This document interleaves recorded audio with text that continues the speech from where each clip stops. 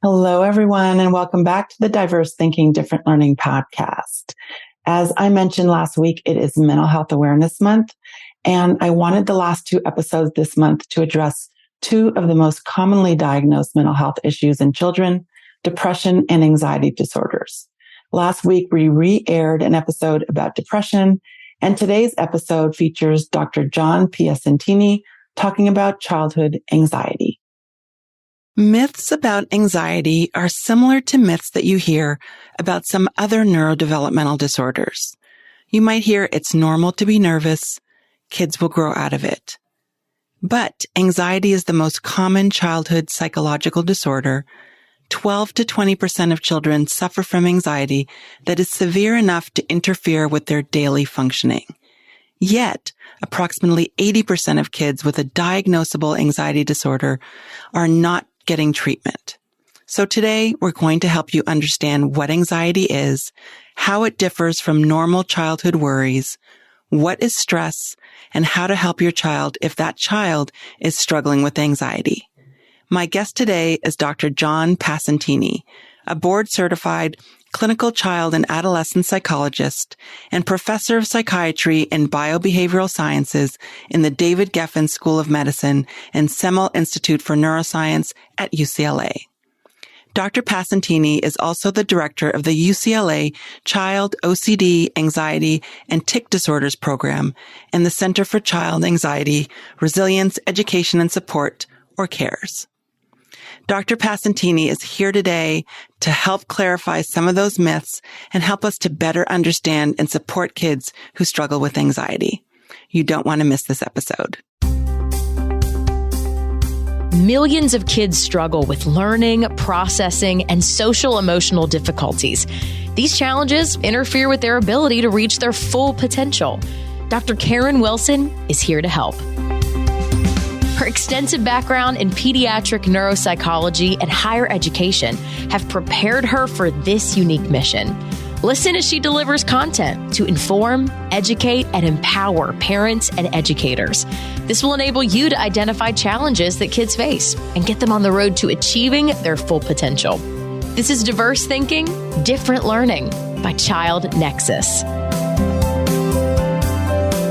Welcome to the podcast, Dr. Piacentini.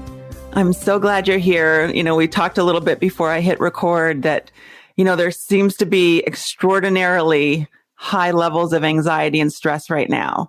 We're still in the middle of a pandemic and there have been, and there continues to be concerns that anxiety is impacting child development, educational achievement, and socialization. So I wanted to have you on the podcast to talk about this anxiety and stress that everybody's talking about, and also give parents and educators some tools in terms of what to do and where to go for resources. So I'm so thrilled that you are here today. Yeah, well, there is a lot to talk about because anxiety is a big problem right now with our kids and adults as well. I mean, just about everybody, and in light of everything that's been going on. Absolutely. And, I keep hearing a lot about stress. Parents talk about stress and they talk a lot about anxiety. And I'd love for you to kind of unpack the difference between these two, because some people talk about it as if they're both the same thing. That's a great question. And when I do my talks, usually for professional audiences or parents, the first thing I talk about is what's the difference between stress and anxiety, because they are different. Stress is a reaction. It's a physical reaction. Our bodies kind of gear up and our thoughts might race a little bit and we get a little disorganized in response to something that may be difficult or challenging or even exciting or happy. I mean, look at a child, half an hour before their birthday party is going to start. They're stressed. Kids going to an amusement park to go on rides. It can be stressful, but in a good way. I mean, it just means that our body is gearing up to face some kind of a challenge, again, whether it's positive or negative or whatever. And stress can motivate us in small amounts. And sometimes stress can be more difficult to manage if the situations are very challenging. But it's a normal part of childhood. It's a normal part of life. It is something that we all manage. And it's something that we do need to keep in check. I mean, people are stressed now. And the issue with when stress becomes problematic is when it becomes chronic stress. So the stress doesn't go away. If I'm excited about my birthday party, I'm going to get stressed, but I'm going to be motivated to get me ready to go. And I'm going to be in the party and it's going to be great. And then I'm going to relax. Now there's no break. Kids don't have an opportunity, or parents or teachers or adults. There's no break from the stress because the news and the situations that we're facing are just nonstop. And that's when it gets problematic. Now, anxiety is a response. It's more of a fear response. Stress isn't always, I'm not always afraid of something. I'm just challenged by something. Anxiety really is related more to fear. And let's talk about fear first. Fear is a response to something that's threatening, to a real thing. If I'm hiking through the woods and I see a snake and that snake is in front of me, that's a real threat, and I have a fear response. Anxiety is the same fear response, but in the absence of a real threat. If I'm worried about snakes, but there are no snakes, and I have that same response, that's anxiety. The difference is anxiety is we're anticipating or we think something bad might happen, even though there may or may not be evidence that something bad will happen. Mm-hmm. And that can be tricky now because, a lot of kids and adults are experiencing what we refer to as stress. It's gone on for a long period of time, but there's a fear in addition to that feeling of stress. So you can have both, correct? You can have all three. You can have, right. The example that I give sometimes is, again, going on a hike. If we're going to go on a hike, getting ready to go on a hike, say in the mountains somewhere, I might be stressed out. Do I have the right walk equipment? Am I going to be able to find the trail? Where's my map? What if I don't have enough water? These are things that we might stress out about. If I'm on the hike and I'm afraid that there are going to be snakes and I don't want to go, or I hide behind a tree, that's anxiety because, again, I'm worried about something that isn't actually there. And if I actually see a snake and it's coming towards me, that's fear because that's a real concern. And you can have all those things going on at the same time. And it's hard to tell the difference because in our bodies, they feel pretty similar. Our heart's pounding, we're short of breath, our thoughts are racing, we want to run away or hide. And, when you talk about the example of the snake and, it might be a real threat or perceived threat, I think about young children who have worries and parents will say, he's got a lot of anxiety. So there's a fear. There's a fear of being home, going up to their room by themselves, or fear of the dark, or worried about, mom going to work and something bad happening. And they worry about, is this normal worry for a child? Or is this anxiety that's kind of crossing over into an anxiety disorder? So they often wonder, what is normal worry? So there is a fear versus an anxiety where I should be concerned. Yeah, that's another great question. So we all know about normal anxiety, right? And we think we know in infants, there's the startle response to loud noises. Younger children do have separation anxiety. Being afraid when you're being apart from your parents. In kids, like in grade school kids, the typical common expected fears are fears about maybe the unknown. Younger kids, it would be like fear of monster under the bed. And then in grade school, about getting sick or maybe earthquakes. And then adolescents and teens, the normative fear is social. Do I fit in socially? Do other kids like me? What's the future going to be? These are part of development. These help us mature and go through life. There are also normative fears associated with specific events. Some kids are afraid of thunderstorms and won't go outside. Other kids might be nervous or frightened before they have to go to a piano recital or a soccer game. Some kids might be shy when they're meeting new people the first day of school or having to give a book report or a presentation in class. These are all completely normal fears, and they're almost expected by kids. And, the kids might be a little afraid, but if they do these things, I was afraid about doing my presentation in front of the class, but I did it and it was really fun. Then if they get through it, they're rewarded or they're reinforced for it. And that makes the fear lessen. And the next time they have to do this kind of event, they're prepared for it and they may actually be looking forward to it or excited about it. So these are kind of time limited, typical responses. If the child is maybe afraid of doing a book report or presentation in class, and it may even be like a normal fear, level of fear, they decide they don't want to go to school, or the parent lets them stay home from school, or the teacher doesn't call on them and says, you're excused from doing this. That's when we start to worry a little bit, because what happens is the child doesn't have that positive experience. And the child's mind is, I was scared of doing this, and my mom said I didn't have to do it, or the teacher said I didn't have to do it. So that means it really was dangerous. They knew that something bad was going to happen as well. So now I'm twice as afraid. And the next time I'm in this situation, all I know is that if I can get my teacher or mom to say, no, I don't need to do this, I'll be safe. And they're going to escalate, and they're going to fight a lot harder because they realize that something is bad. And that's when we start seeing the development of more problematic anxiety. The other things that we look for are the intensity of the anxiety. So again, if a child is mildly afraid, some kids are going to come over, meeting somebody new, they can get over it.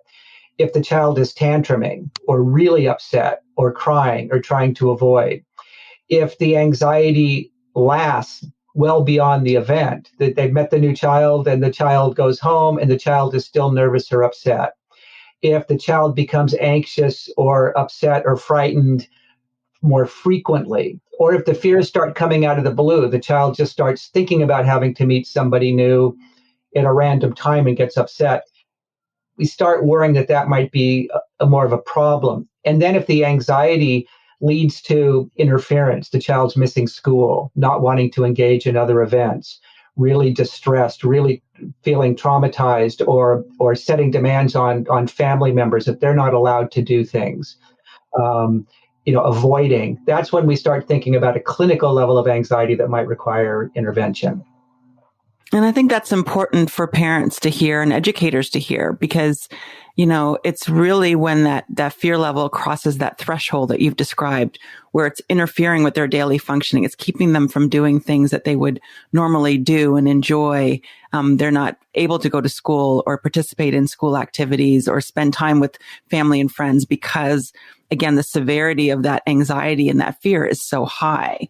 But what you also described is how avoiding the thing that kids are fearful of can actually contribute to the anxiety persisting for an extended period of time. And most parents, their reaction is when a child is afraid, they want to take away that thing that's making them afraid. So, you can just sleep with me. I know you're afraid to be in your room by yourself. And what you're saying is that that's not a good plan. Oh, right. And I'm a parent too. I mean, my kids are grown now, but it was the same thing. I know, I write books on this, and it's still in the moment. Right. You want to comfort your child. It's so hard.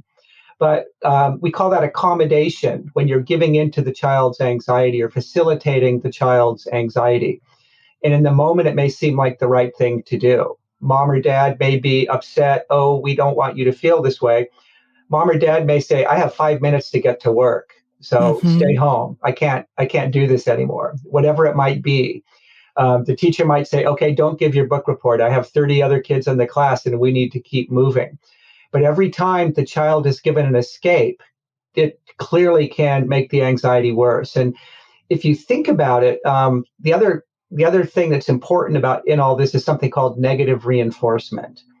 Now, we know what positive reinforcement is. If I do something and I get a reward, I'm going to be more likely to do it. If I study hard and I get an A on my test, I'm going to say, well, I like A's. I'm going to study hard next time because I really like getting A's. That's my reward. Negative reinforcement is if I do something that makes a bad thing go away, it's rewarding. So if I'm really anxious, if I'm afraid of doing my book report and I cry or I tantrum or I run out of the classroom and I don't have to do my book report, that escape behavior is rewarded. If I tantrum, I escape the anxious thing, the frightening event, and that's good. I don't want to do that. So every time I run away, I'm rewarded for that because I'm avoiding the thing I don't want to do. And that's what happens when we let our kids off of the hook. Over time, they learn that all I need to do is do something, that the screaming or the tantruming or whatever, or avoidance is preferable to actually having to be in the anxiety-provoking situation.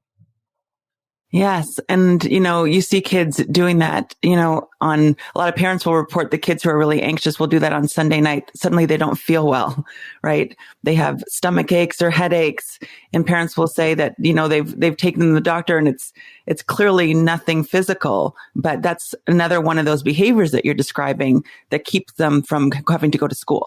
Yeah. And the parent, as a parent, I mean, it's hard being a parent. And I tell parents that I work with, I say, protecting your child, sheltering your child from stress, from negative feelings, that's baked into the DNA of being a parent. That's our one mission in life, is hoping our parents grow up healthy and happy and strong. And if you see a child struggling or tantruming or crying or anxious, that invokes all of our motivates us to try to protect the child. But in fact, what the best way to protect the child is to do the exact opposite. We want to challenge our children. We want to work with our children. We want them to face some adversities, because if they aren't able to develop the coping skills at this early age in terms of how to manage difficult situations, how to think for themselves, how to problem solve situations, they're not going to pick it up as adults. And that's a big issue, I think, that we're facing with a lot of kids have been sheltered in ways that they don't necessarily have the critical thinking or the self-regulatory skills that they need to get by in a world that's not always that helpful or positive. Yes. And it seems like if that anxiety persists, it impacts more than just their fear level. It impacts other aspects of mental health as well. I can see that relationship to depression, their physical health, and their independence, like you've described, as they transition to, being an adolescent or a young adult. Yeah, absolutely. And one of the things that really is concerning with kids is, childhood is a really important time for development. Kids develop social skills, they learn how to manage, get along with others, they develop, other kinds of things that they need to do, how to manage different types of situations. And kids with severe anxiety or untreated anxiety that's problematic, if they're avoiding, if they're not doing things with relatives, if they're not going to birthday parties, if they're not even going to school, they're missing valuable opportunities to learn how to manage themselves, how to get along with other kids, teenagers, how dating, for example. And it's hard to get that back. So, if you're a 10-year-old and your anxiety, leads you to not be able to attend school on a regular basis, well, what's going to happen when you go to 11th grade or 12th grade, or when you're 11 or 12? You're not going to be able to manage in the classroom. And your friends, your peers, the same age kids, they've all moved on to different interests. They've all been able to develop their social skills, their ability to manage, in their environments. And the poor child with anxiety that has missed, weeks or months or even years of being in these social situations, they're going to be working with an 8-year-old toolkit, around 10 and 11-year-olds, and it's not going to cut it. And it's very hard to get that time back, very hard to catch up. So it really is difficult. So it's no wonder that anxiety can lead to higher rates of depression in later ages. It can lead to, substance use and poorer outcomes generally, socially and occupationally. Not all kids, not to scare parents, because Right.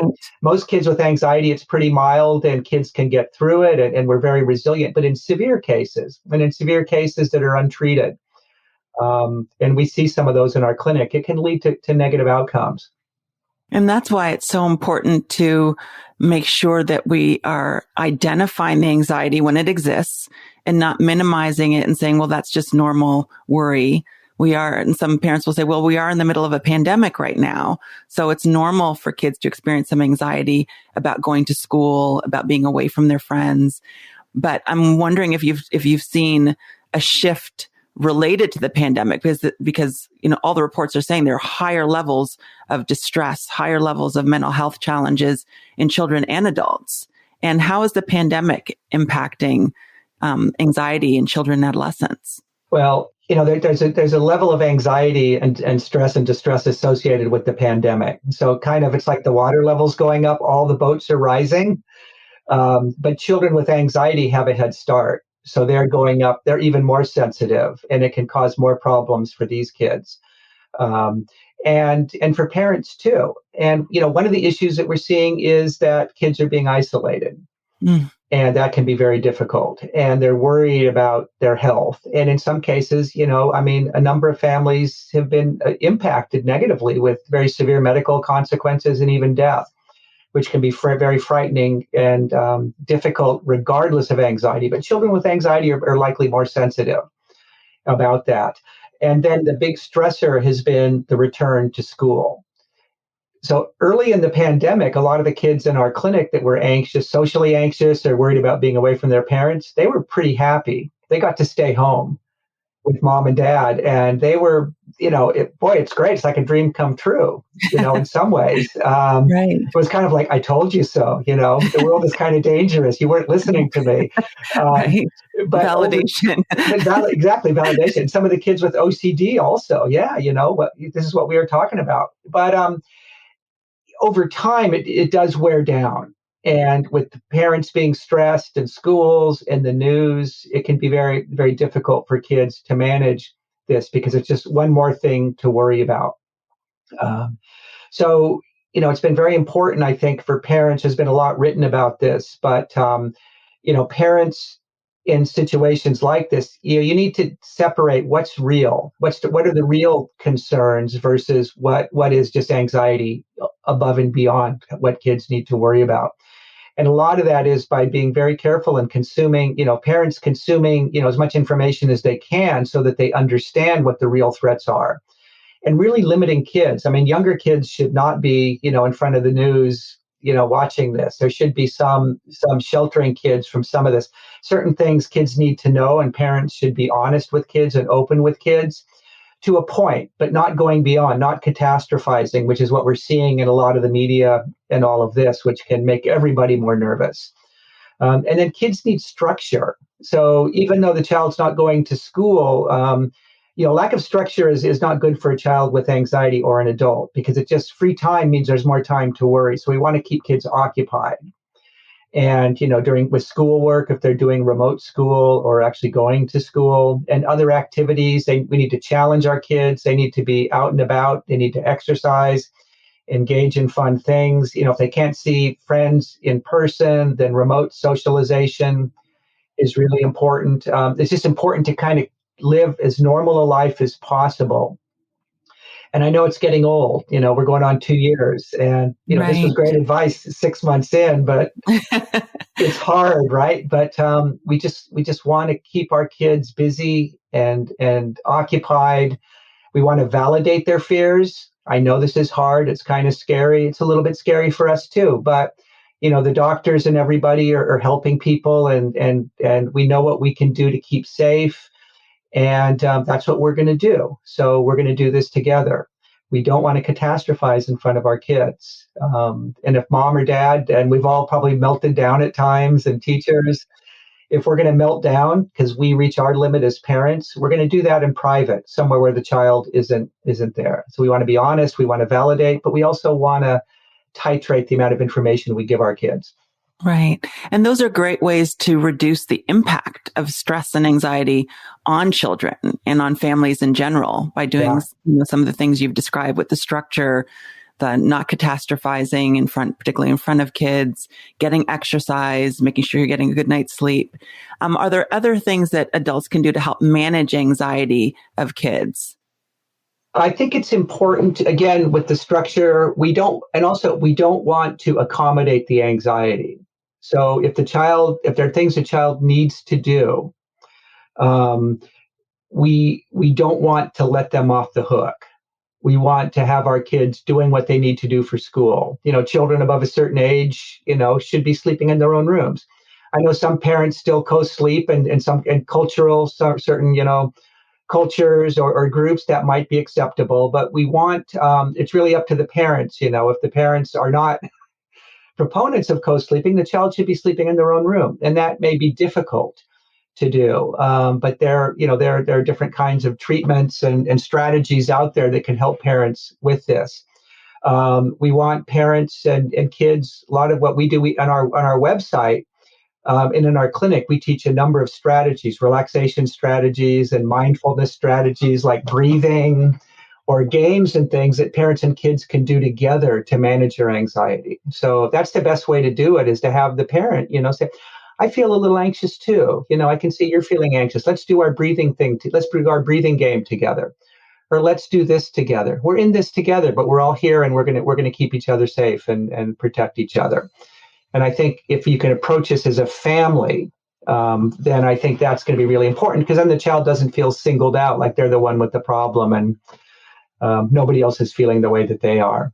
Right. And those are really great tips for parents. And I know that there will be some parents who say, it's more than I can do on my own. I need some help. And I think the good news is that there are very effective treatments for childhood anxiety. And I would love for you to kind of talk about that a little bit, and then maybe some resources at the UCLA CARES Center. Sure, absolutely. Well, the primary therapy treatment for child anxiety is something called cognitive behavior therapy. And that's been tested in countless studies, so many studies. We were involved in one of the largest studies of this at UCLA, along with colleagues from around the country. And it can be quite effective for most kids. Treatments aren't magic. Not everybody gets completely better. And when we think about anxiety, we think really teaching children and families to manage the anxiety. There's no pill that's going to cure the kids, or no treatment that's going to make them not anxious. Anxious is part of who we are. It's like, happiness, sadness, anger, anxiety. It's all we will be there, but you can learn to manage it in ways that it doesn't get in the way. And cognitive behavior therapy is very effective in doing that. And the way cognitive behavior therapy works is we think about anxiety as exhibiting through three different channels. We think about feelings or emotions, and this is the panicky feeling, the heartbeats, stomach aches and headaches that are so common in anxious children. That's kind of the physical part of anxiety. The cognitive part is the thoughts, the worry thoughts. Something bad is going to happen. Kids are going to laugh at me. I'm going to get separated from mom. I'm going to get lost. I'm going to get sick. Those are the worry thoughts. And then the behavior is the avoidance, not wanting to go to school, or tantruming, crying, seeking reassurance from parents, for example. And all of these go together. So if I have a thought in my head, all of a sudden I'm watching TV and they say more people are dying from COVID, that's going to make me start worrying. It's going to trigger my thoughts. They're going to start spinning, and that's going to make me get upset. That's going to make my physiology increase. I'm going to get sweaty or nervous. My heart's going to beat faster, because this is what we do with anxiety. That's our fight or flight response. And as I'm worrying and I'm panicking, then that's going to lead me to do something, some kind of a behavior. And that's going to be either avoid or seek reassurance or cry or whatever it is. And then it goes worse and worse. So the worse my thoughts are, the more aroused I'm going to be, and the more behaviorally upset I get if I'm crying or whatever. That's going to make my thoughts even worse and my physiology higher. And it's like a spiral, and you can spiral out of control. And the ultimate, end point of this anxiety spiral would be a panic attack, where you just completely lose it. So in cognitive behavior therapy, you can see the cognitive is the thoughts and the behavior is the behavior. So we want to try to change the way children view their anxious thoughts in ways that we can allow them to realize, I'm worrying about this, but I don't think this is real danger. I think that this is something that is, my anxiety is making me think this way. So rather than trying to cry or avoid going to school, I know if I do go to school, or I call my friend, or I go say hi to grandma, even though I'm nervous about it, that I'll be able to do it. The key ingredient is the behavioral part, which is called exposure. So making a list of all the things that triggers the child's anxiety that they're afraid of, and starting very low with very mild fears, and encouraging them to engage in these behaviors, or, call somebody on the phone, drive by the school, maybe go to the playground before they go into the class, and they learn to manage their thoughts and then their physical arousal in that manner.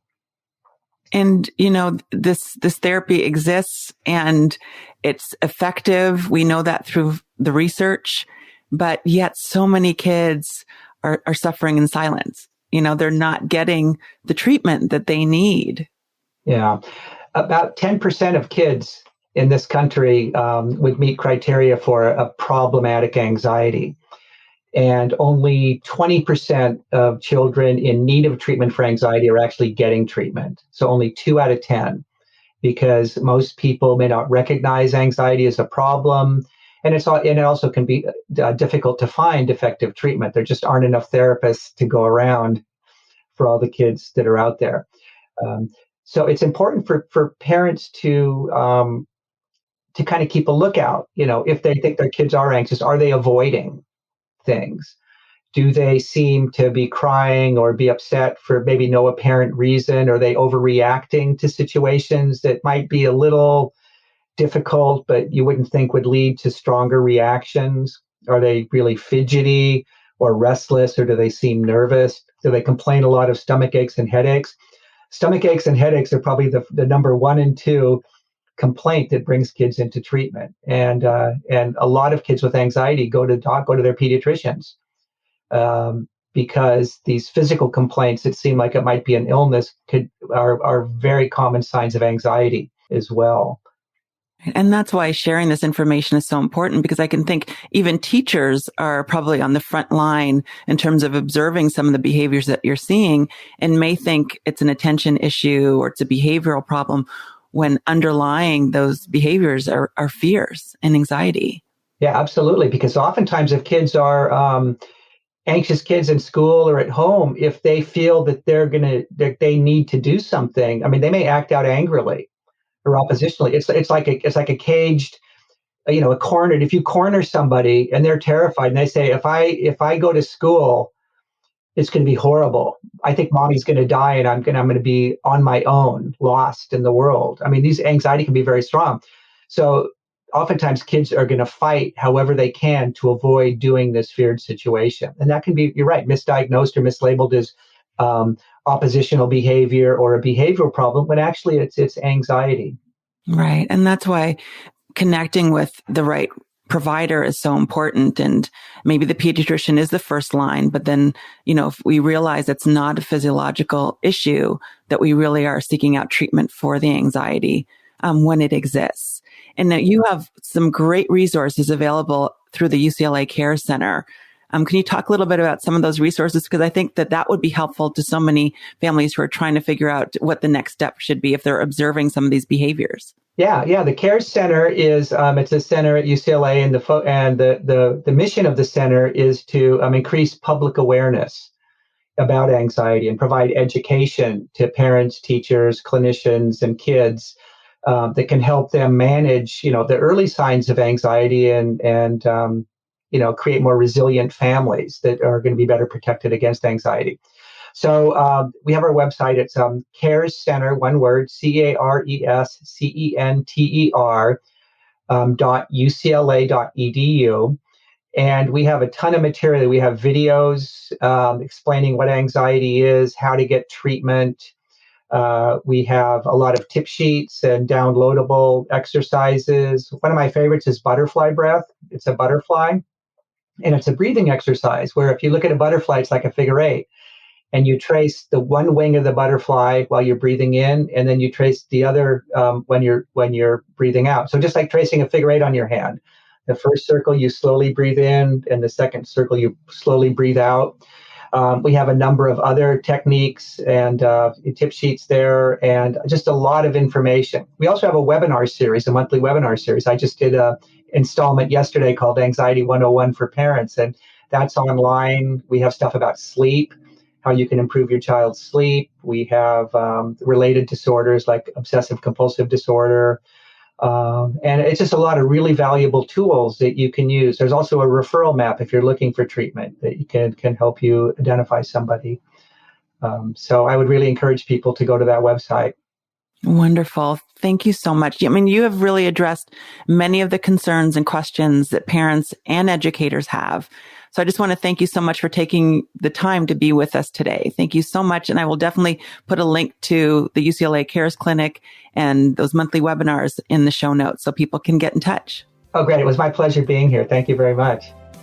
I am so grateful to Dr. Piacentini for coming on the podcast and sharing such valuable information.